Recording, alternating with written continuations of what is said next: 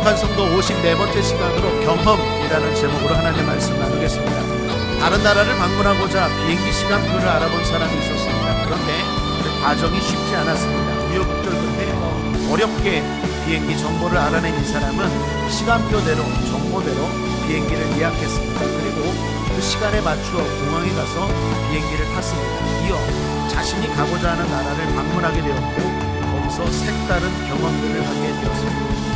여러분, 이것을 우리 신앙에 적용하면 이렇습니다. 이 사람이 비행기 시간표를 알아내는 것은 성경에서 진리를 발견하는 것이라고 할 수 있습니다. 진리를 발견하고 진리를 아는 건 중요한 일이죠. 그러나 그렇다 해도 그 진리가 좋은 경험을 가져다 주지는 않습니다. 아는 것과 경험하는 것은 다릅니다. 앞서 그 사람이 비행기 시간표를 아는 것과 그 비행기를 타서 그 나라에 가서 원하는 경험을 하는 건 다르죠. 내가 비행기 시간표 알았다라고 해서 그 아는 지식이 나를 그 나라로 가게 하는 건 아니잖아요. 이 사람이 원하는 나라에 가서 색다른 경험을 하려면 비행기 시간표대로 따라야 합니다. 그 시간표대로 공항에 가야 하고 거기에 있는 수많은 비행기 중에서 자기가 알아낸 정보대로 비행기를 타야 하고 그래야 원하는 나라에 가서 좋은 경험을 하게 됩니다. 마찬가지로 성경에서 발견한 진리대로 순종하고 우리가 실천할 때 주님 주시는 전혀 다른 은혜를 경험할 것입니다. 여기까지 이야기는 찰스 프라이스라는 사람이 쓴 진정한 그리스도인에 나오는 글을 제가 조금 각색한 것입니다. 책에서 저자는 이런 말도 합니다. 많은 그리스도인이 진리를 경험하는 것보다는 진리를 믿는 것에만 관심을 두고 있다. 우리는 마땅히 성경에서 보여주는 진리에 견고한 기초를 두어야 한다. 그러나 우리는 진리의 말씀을 삶에서 경험하고 성경의 진리가 삶에서 역사하는 것을 또한 보아야 한다. 하나님이 여러분 삶 가운데 역사하기를 축복합니다. 그걸 경험하기를 주님의 이름으로 축복합니다. 믿는 것, 아는 것으로 그치면 안 돼요. 경험을 하셔야 돼요. 그건 전혀 다른 이야기. 백문이 불여일견이라는 말이 있죠. 100번 듣는 것보다 한 번 보는 게 낫다는 뜻 아닙니까? 신앙도 그런 측면이 있습니다. 경험이 중요합니다. 여러분, 이단의 개수였던 사도 바울이 변화된 이유가 뭡니까? 공부 때문에 진리를 알아서 그게 아니죠. 살아계신 주님을 만났잖아요. 경험 때문입니다. 주님을 만나기 전에도 열심 대단했습니다. 주님을 만나기 전에도 성경 열심히 읽었습니다. 율법학자였다니까요. 만나는 경험이 그를 변화시킨 거죠.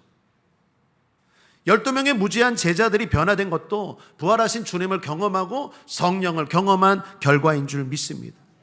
여러분, 성경도 그렇습니다. 성경은 경험한 자들의 기록입니다. 창세기, 출애굽기, 레위기, 신명기, 민수기, 신명기, 이 5권은 모세가 하나님을 경험하고 기록한 책입니다.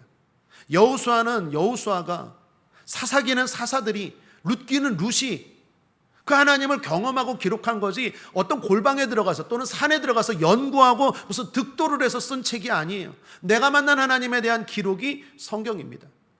신약 성경도 마찬가지입니다. 마태복음은 마태가, 마가복음은 마가가, 누가복음은 누가가, 요한복음은 요한이 만난 하나님에 대한 기록입니다. 그러니까 경험한 자들의 기록이 성경이에요.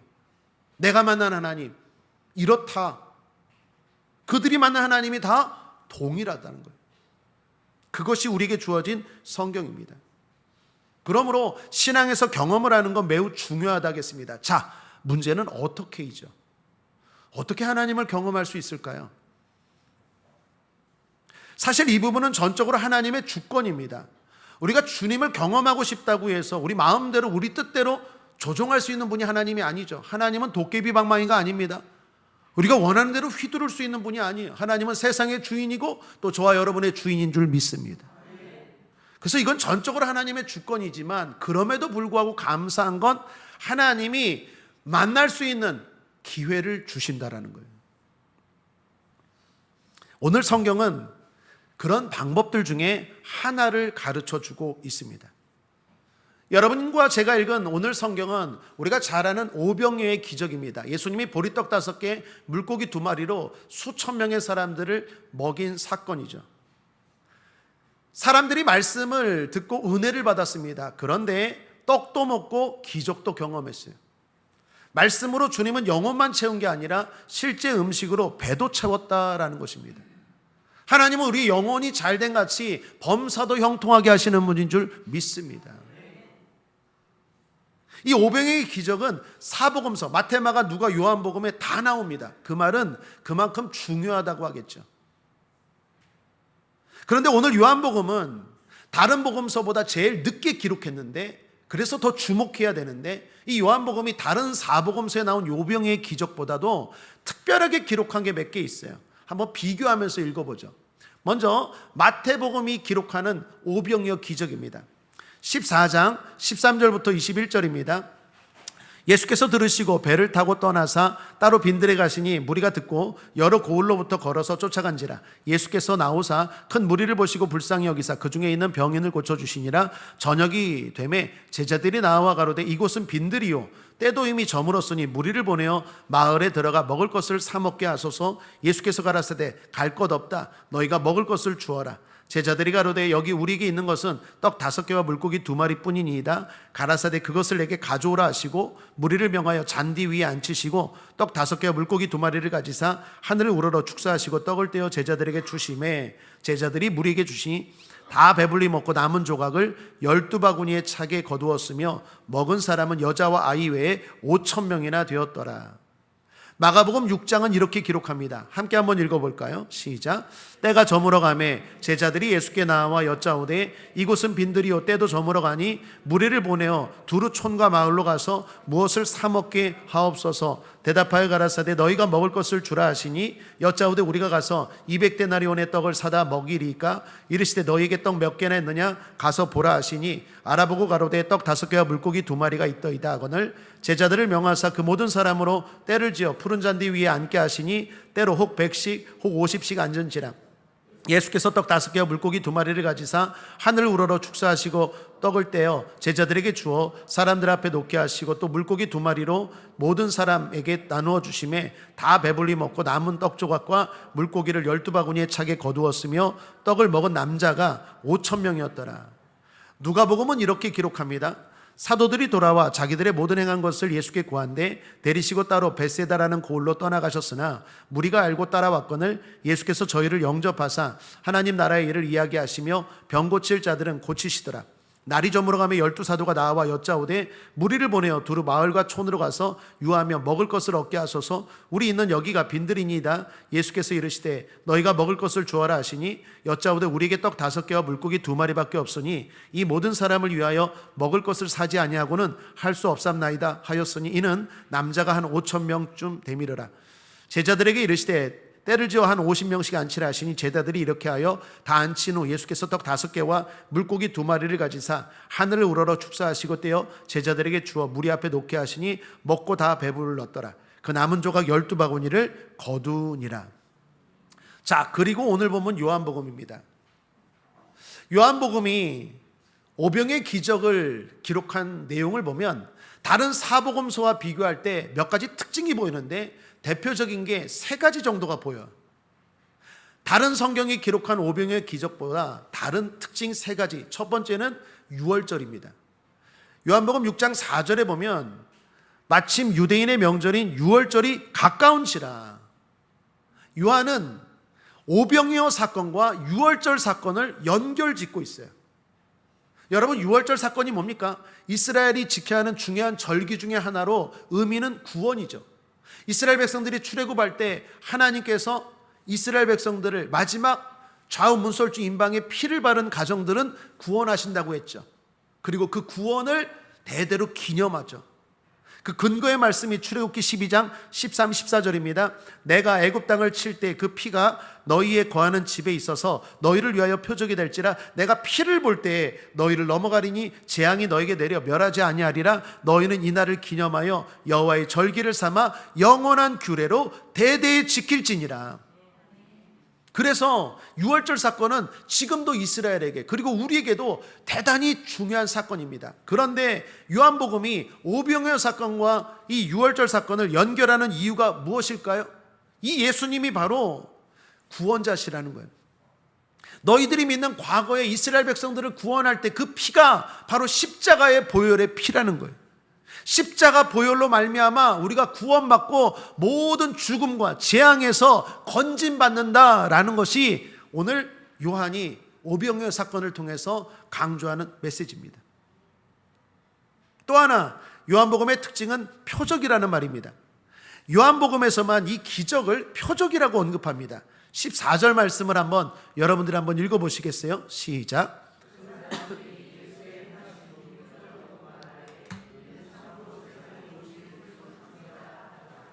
여러분, 기적과 표적은 좀 달라요. 기적은 그냥 능력의 사건이라면 표적은 메시지가 담겨있는 사건이에요.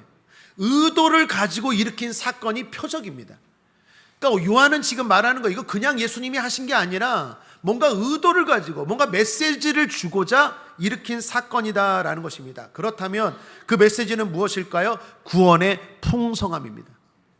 여러분 알다시피 이스라엘 백성들이 애굽에서 출애굽했어요. 구원받은 다음에 광야에서 어떤 일이 일어났습니까? 아무것도 없는데 하나님이 하늘에서 만나와 메추라기를 40년 동안 먹이셨죠. 이건 이스라엘 백성들에게 대단히 중요한 사건이고 대대로 기억하는 사건인데, 예수님이 지금 아무것도 없는 빈들에서 예수님이 5천 명을 먹이시고, 그것도 남자만 아이들까지 합하면 2만 명을 먹인 거예요.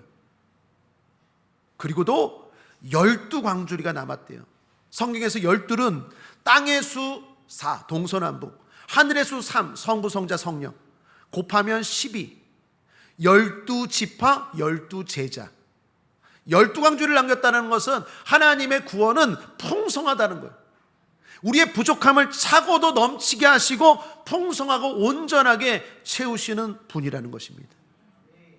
그 메시지. 자, 그런데 제가 주목하는 건, 더욱더 특별히 주목하는 건 마지막 세 번째입니다. 빌립과 안드레입니다. 다른 마태복음, 마가복음, 누가복음의 오병이어 기적에는 제자들 또는 사도들이라고만 언급하지 그 제자들의 이름은 나오지 않아요. 어떤 제자인지는 나오지 않아요. 그런데 오늘 요한은 그 제자들의 이름을 밝히고 있는데 두 사람의 이름을 밝힙니다. 첫 사람은 누구입니까? 빌립. 또 한 사람은 안드레. 5절 6절입니다. 예수께서 눈을 들어 큰 무리가 자기에게로 오는 것을 보시고 빌립에게 이르시되 우리가 어디서 떡을 사서 이 사람들로 먹게 하겠느냐 하시니, 이렇게 말씀하시면 친히 어떻게 하실 것을 아시고 빌립을 시험코자 하심이라. 빌립을 시험코자 했다라는 거예요. 그런데 8절에 보면 안드레가 행동해요. 8절, 제자 중 하나고 시몬 베드로의 형제 안드레가 예수께 여짜오되. 자, 여기까지 요한복음이 강조하는 메시지를 종합하면 예수님은 우리의 구원자시라는 거예요. 죽음에서만이 아니라 모든 재앙에서 건지시는 유일한 분이라는 거예요. 뿐만 아니라 예수님은 우리의 생명의 떡이시라는 거예요. 우리를 천국으로 인도하시고 구원하실 뿐만 아니라 보호하시고 먹이시고 지키시고 행복하게 복되게 살아가게 하시는 분이 주님이시라는 거예요. 자, 그런데 마지막은 뭡니까? 시험하신다라는 거예요. 주님은 그런 경험을, 그런 은혜를, 그런 기적을, 그런 능력을 베푸시기 전에 그 공동체에 있는 사람들의 믿음을 시험하신다는 거예요. 그러므로 요한이 지금 강조하는 건 뭡니까? 하나님의 능력을 경험하길 원하느냐? 하나님의 풍성함을 경험하길 원하느냐? 너희들의 부족함, 건강의 부족함, 지혜의 부족함, 물질의 부족함을 하나님의 채우심을 경험하길 원하느냐? 그러면 시험하시는 하나님 앞에 잘 통과하라. 믿음으로 잘 통과하라라는 것입니다. 사랑하는 여러분, 축복합니다. 여러분 믿음을 시험하시는 하나님의 시험 앞에 잘 통과하셔서 여러분의 부족함을 채우시는 하나님을 경험할지어다. 그렇다면 어떻게 해야 될까요? 먼저 성경은 잘못된 반응 두 가지를 소개합니다. 그 사람들이 빌립과 안드레입니다. 자, 먼저 빌립은 주님의 질문 앞에 계산을 했어요. 계산. 그리고 그 계산은 정확했습니다. 7절에 보면 빌립이 대답하되 각 사람으로 조금씩 밟게 할지라도 200데나리온의 떡이 부족하리이다. 당시에는요, 보통 카운트할 때, 수를 셀 때 성인 남자만 셉니다. 그러니까 성인 남자만 5천 명이면 부녀자들과 아이들까지 합하면 약 2만 명이 모인 거예요. 약 2만 명이. 2만 명이 모였는데 빌립이 딱 계산해 보니까 이 사람들 다 먹이려면 200데나리온의 돈이 필요한 거예요. 한 데나리온은 성인 남자가 하루 종일 일한 품삯입니다. 품삯. 오늘 성인 남자들이 일하면 얼마 받죠? 10만 원 받나? 뭐 그 정도라고 치면 하루 일당이에요. 그러면 200데나리온이면 성인 남자의 8개월치 임금입니다. 놀라운 건 빌립이 그 짧은 시간에 이걸 순식간에 계산한 거예요. 주님, 200데나리온의 돈이 필요합니다 라고 말한 거예요. 빌립의 계산은요, 놀랍게도 정확했어요. 틀리지가 않았어요. 자, 그런데 문제는 뭡니까? 계산이 문제를 해결합니까? 계산이 내 질병을 해결합니까? 계산이 내 물질의 문제를 해결합니까? 계산이 우리 자녀의 문제를 해결합니까? 계산은, 분석은, 판단은 누구나 할 수 있어요. 빌립의 한계는 뭐냐? 앉아서 계산만 해요. 근데 그 계산이 문제를 해결하지 못해요. 맞기는 맞는데 정답은 아니에요. 빌립의 한계는 문제에 대해서는 아주 잘 아는데 예수님에 대해서는 너무나 몰라요. 여러분, 예수님의 답은요, 질문에 있었어요. 예수님이 뭐라고 질문하십니까? 이 사람들을 어디서 먹게 하겠느냐라고 물으십니까? 어떻게 먹게 하겠느냐고 물으십니까? 1번입니까? 2번입니까? 어디서입니까? 어떻게입니까? 어디서예요. 이 사람들을 어디서 먹게 하겠느냐 그랬지, 어떻게 먹게 하겠느냐가 아니라 어디서 먹게 하겠느냐는 것은 나 있잖아, 나. 자, 봐라, 내가 있잖아. 부족한 현장에 내가 있으면 해결돼. 이걸 보길 원한 거예요. 근데 빌립은 자기 똑똑한 척 하면서 주님, 200데나리온의 돈이 필요합니다. 모든 걸 돈으로 계산하는 사람이에요. 빌립의 한계는 과거의 믿음을 오늘의 믿음으로 이어가지 못하는 사람이에요. 이 지금 오병의 기적 앞에 예수님은 가나의 혼인잔치에서 분명히 풍성한 기적을 보여주셨습니다. 물로 포도주를 먹이셨어요. 만드셨어요. 그걸 보고 경험하고도 이래요. 과거의 경험을 오늘의 믿음으로 삼을 줄 모르는 사람이에요. 빌립을 보면요, 실수가 대단히 적은 사람이에요. 성경에 보면 빌립이 실수하는 모습이 거의 나오지 않습니다. 그건 그가 믿음이 좋아서라기보다는 시도가 적어서예요.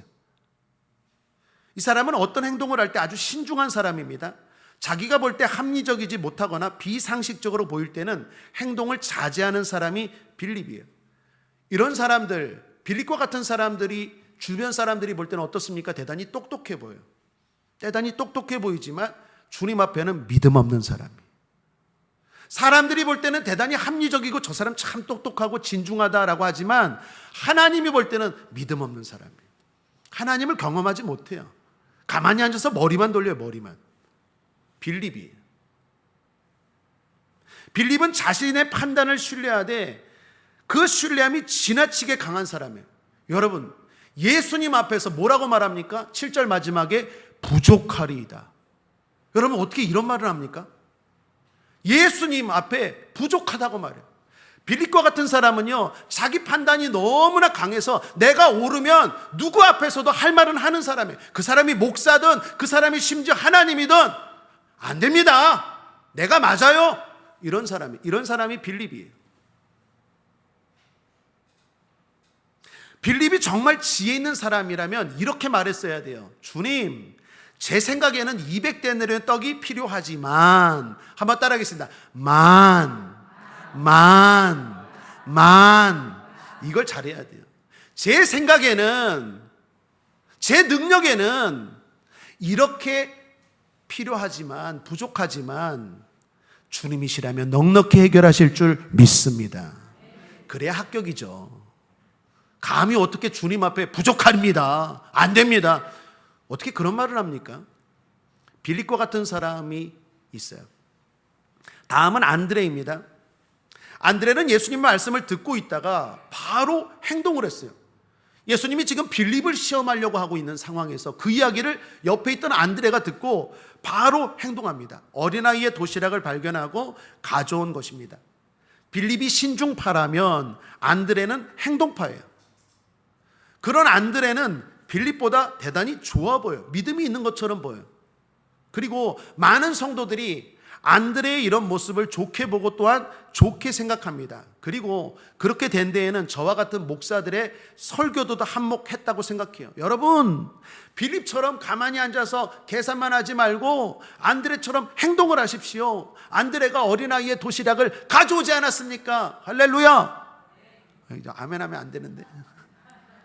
저 같은 목사들이 이렇게 설교하니까 안드레를 좋게 봤어요. 그런데 저는 안드레도 빌립과 별반 차이가 없어요. 차이라면 안드레는 가만히 앉아서 계산한 사람이라면 빌립은, 안드레는 행동하면서 부정적인 사람이에요. 왜 그러느냐? 구절을 보십시오. 함께 읽어보겠습니다. 시작.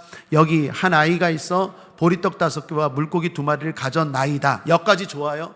그런데 그 다음이 문제예요. 함께 읽겠습니다. 그러나 그것이 이 많은 사람에게 얼마나 되겠삼나이까? 그러나 그것이 이 많은 사람에게 얼마나 되겠삼나이까? 안드레는 어린아이를 데리고 왔는데, 데리고 오는 것까지는 잘했는데 부정적이에요. 빌립과 별반 다르지 않아요. 차이라면 빌립이 신중하면서 믿음 없는 사람이고 안드레는 행동하면서 부정적인 사람입니다. 여러분, 안드레 같은 사람은요, 행동은 해요. 말씀대로 행동은 해요. 예배도 드리고 기도도 하고 봉사도 해요. 그러면서 늘 부정적으로 말해요. 이런다고 무슨 문제가 해결되나? 빌립과 안드레 같은 사람이 기껏 예배 드리고 기껏 봉사하고 기껏 기도하면서 엉뚱한 소리 하고 있어요.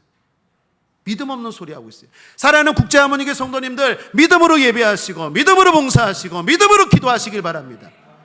기껏 해놓고 에이, 내가 이런다고 뭐 될까? 얼마나 되겠삼나이까? 사랑하는 여러분, 말이 중요하다고 했죠. 영국의 역사학자이며 평론가였던 칼라일도 이런 말을 합니다. 같은 일도 불가능하다고 말하면 그에게 행운이 따르지 않는다. 자기 입으로 부정적인 말을 하는 사람에게 좋은 일은 결코 생기지 않는다. 세상 사람들도 아는 진리입니다. 안드레와 같은 사람들이 교인들 가운데 많아요. 의외로 많습니다.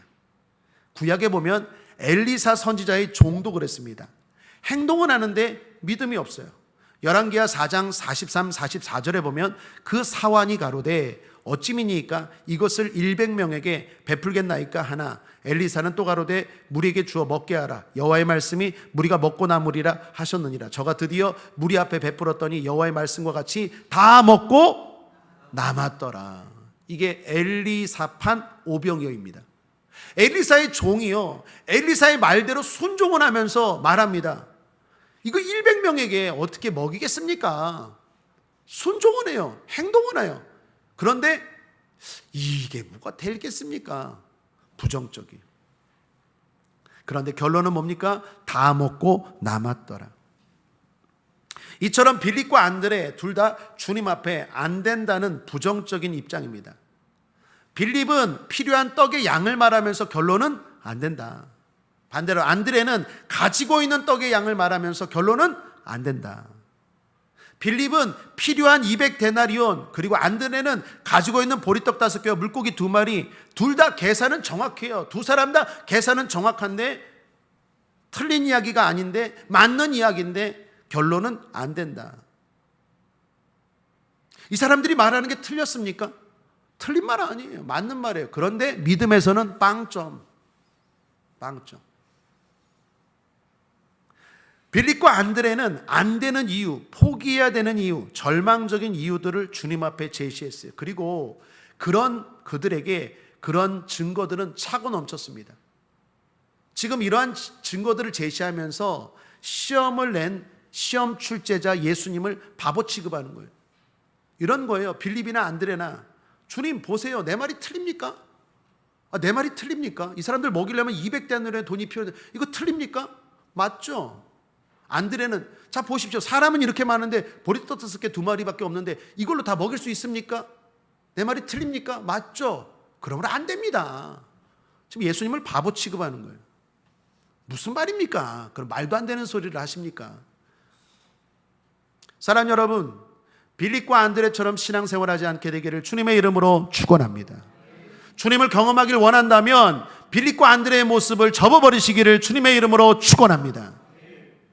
이런 상황에서 문제의 해결책이 된 사람이 누구입니까? 어린 아이예요. 저는 이 어린 아이를 주목해야 된다고 생각합니다. 어린 아이가 먹을 것을 드렸어요. 그런데 한번 질문해 보죠. 어린 아이가 자기 가지고 온 도시락을 주님께 드렸는데 안드레의 강요에 의해서 억지로 드렸다. 1번. 생각 없이 그냥 드렸다. 2번.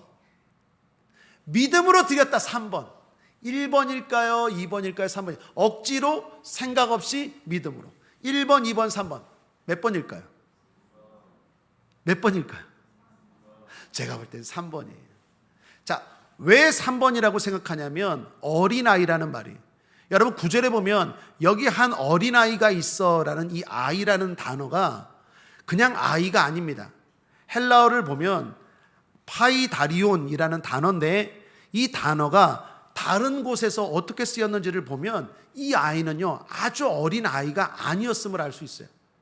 창세기 37장에 보면 요셉이 이야기가 나오죠. 요셉, 자기의 가족을 구원한 요셉, 형들의 시기를 받아서 죽을 뻔했던 요셉, 하나님의 은혜로 구덩이에 빠져 죽을 뻔한 요셉이 보디발 가정에 팔려가지 않습니까? 보디발 가정에 팔려가서 열심히 일하자 보디발이 요셉을 어떻게 합니까? 가정의 총무로 삼죠.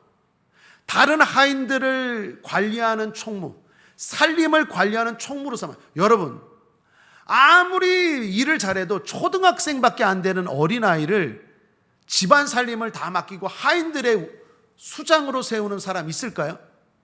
최소한 고등학생 이상 정도, 오늘날로 하면 청소년쯤은 된 거예요. 이 단어가 또 다른 데 똑같이 쓰였는데 그게 바로 다니엘서에 나옵니다. 다니엘서 1장 4절을 한번 함께 읽어보겠습니다. 시작. 곧 흠이 없고 아름다우며 모든 재주를 통달하며 지식이 구비하며 학문에 익숙하여 왕궁에 모실 만한 소년을, 여기 소년이라는 단어가 오늘 요한복음에 나오는 이 아이라는 단어와 같은 단어예요. 그런데 밑에 8절에 보면 이 소년, 이 다니엘이 뭐라고 말합니까?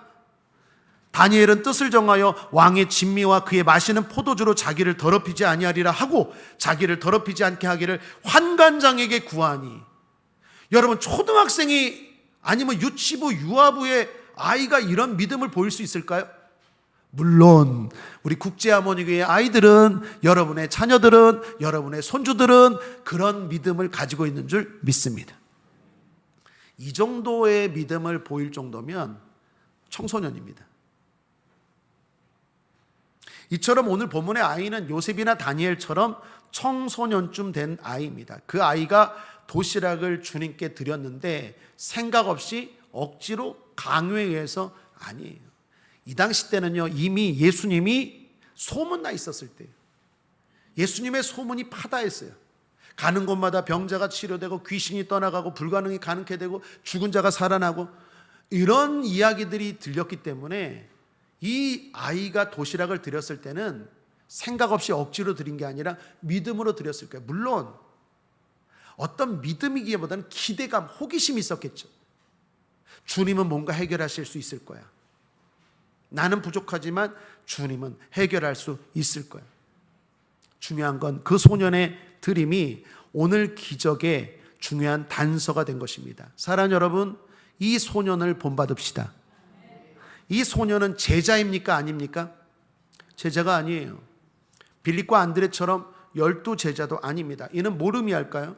주님의 기적은 오래 신앙생활한 사람들이나 어느 유명한 목회자에게서만 일어나는 것이 아니라는 거예요. 여러분에게서도 나에게도 일어나는 줄 믿습니다. 사랑하는 여러분, 이 소년은 카운팅했던 5,000명의 성인 안에도 들어가지 않은 작은 자입니다. 이는 뭘 말할까요? 주님의 기적은 어른들만의 또는 큰 자들만의 전유물이 아니에요. 성령을 경험하고 하나님의 능력을 경험하고 기적을 경험하고 병고침을 경험하고 문제 해결을 경험하는 건 작은 자들도 얼마든지 할 수 있는 일이라는 걸 지금 보여주는 것입니다. 사랑하는 여러분, 이 소년의 이름이 뭡니까? 모르십니까? 정답입니다. 이 소년의 이름은 없어요. 빌립과 안드레는 이름을 딱 밝히면서 요한은 또 다른 사복음서에도 이 아이의 이름을 밝히지 않아요. 누구누구라고 이름을 밝히지 않아요. 이는 뭘 말할까요? 내가 주인공이 될 수 있다는 거예요. 누구든지 주인공이 될 수 있다는 거예요. 여러분도 주인공이 될 수 있어요. 제일 중요한 건 결정적으로 이 소년은 다른 제자들과 다른 사람들과 달리 뭘 했습니까? 자기가 가진 것을 드렸어요. 빌립은 가만히 앉아서 머리만 돌렸어요. 안드레는 정신없이 행동만 했어요. 이 아이는 내 것을 드렸어요. 주님을 경험하길 원하십니까? 드리셔야 돼요. 내 시간을 드려야 되고, 내 마음을 드려야 되고, 내 물질을 드려야 되고, 내 땀을 드려야 되고, 내 몸을 드릴 때 주님의 기적을 경험하고 내 부족한 걸 채우신 하나님을 경험하게 되는 줄 믿습니다. 3부 예배에 좀 더 시간을 늘린 이유가 여기에 있어요.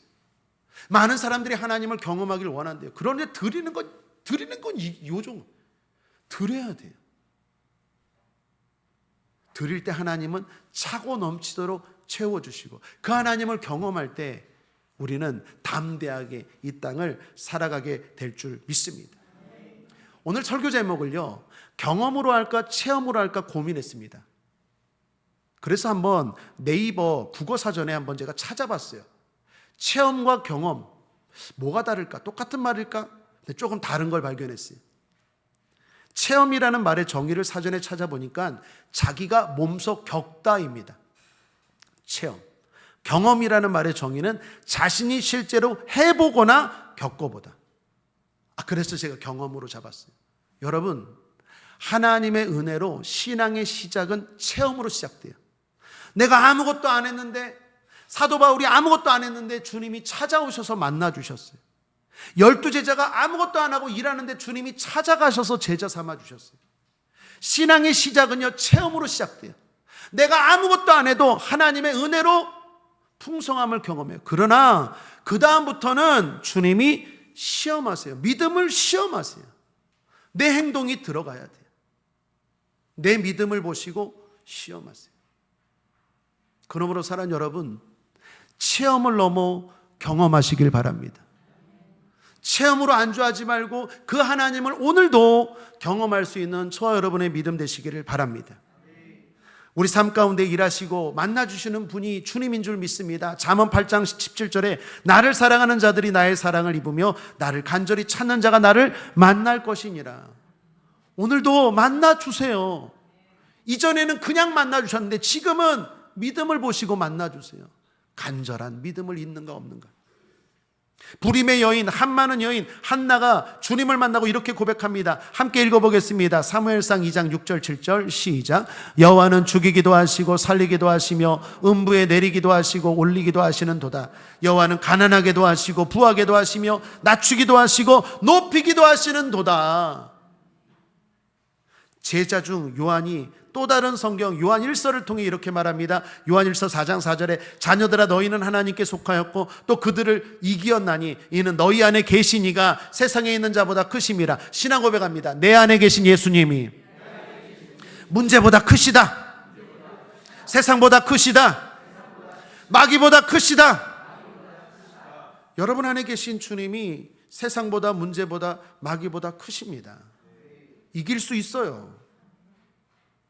주님 분명히 말씀합니다. 이사야서 14장 24절에 만군의 여호와께서 맹세하여 이르시되 내가 생각한 것이 반드시 되며 내가 경영한 것을 반드시 이루리라. 맹세할 필요가 전혀 없으신 주님이 맹세까지 하고 말씀하십니다.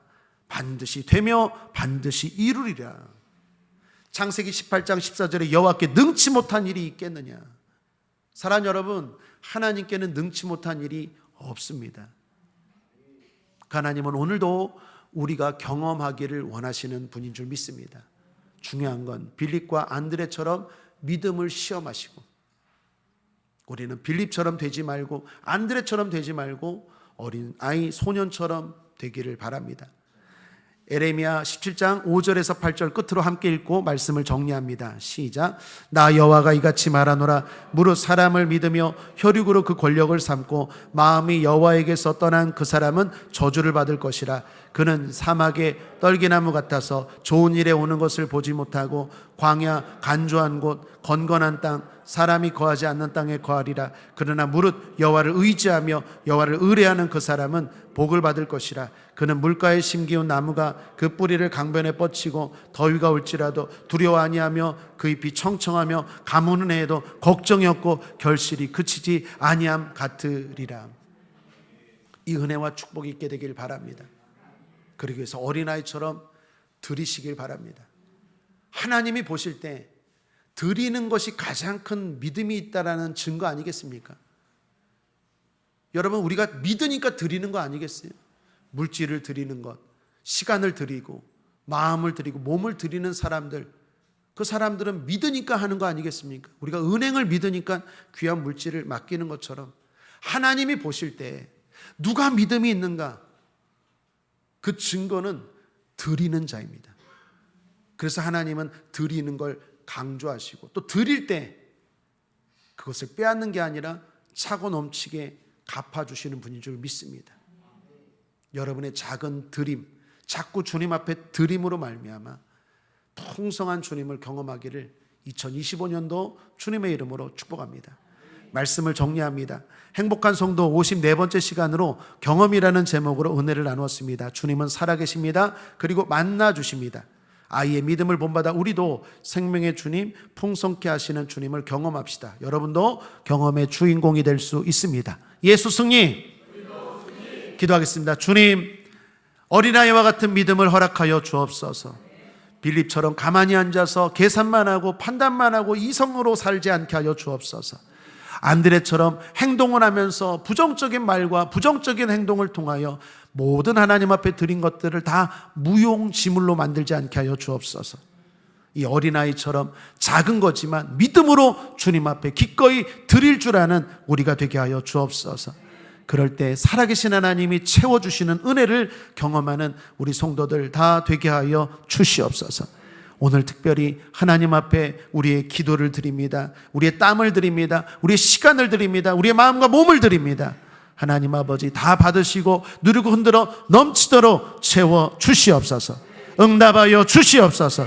해결하여 주시옵소서. 감사드리며 예수님의 이름으로 축복하고 기도했습니다. 아멘.